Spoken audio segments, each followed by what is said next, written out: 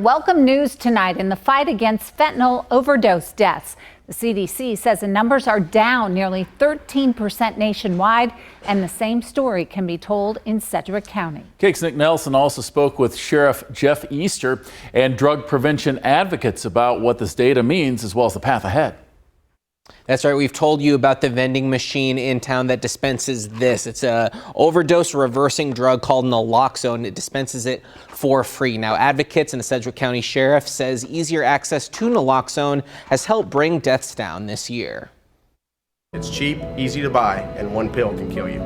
Local law enforcement has been getting the word out about the dangers of fentanyl. Now there's hopeful news in the fight against fentanyl in Sedgwick County. There's less people losing their lives over fentanyl, which is a good thing. County health data shows there's been 72 fentanyl-related overdose deaths in the county this year. That's down from 153 in 2023. While overall deaths are down, Anya Kendrick Barnett with advocacy group Safe Streets Wichita says more work needs to be done to bring down overdoses in marginalized communities. They're not in the African American community. They're not in the LGBTQ+ community. They're not in the housing insecure community. And so while we do see a decline, we can be encouraged by it and keep saying good work, but there's still so much work to do. Safe Streets advocates for policies both in Topeka and at the local level to encourage dealing with the issue of addiction in a compassionate way. One policy Easter was in support of was the recently passed Good Samaritan law.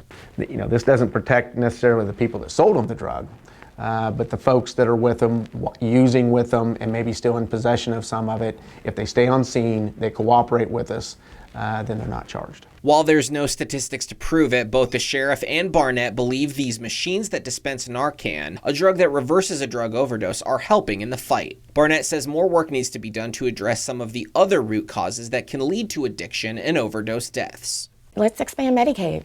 You know, let's link people to care. These things are important. And naloxone is just a small piece of that. That's that harm reduction piece. We got to make sure people are alive. We got to make sure people are cared for. Now, the Good Samaritan law doesn't apply to people who are on parole. Nick Nelson, KAKE News on your side.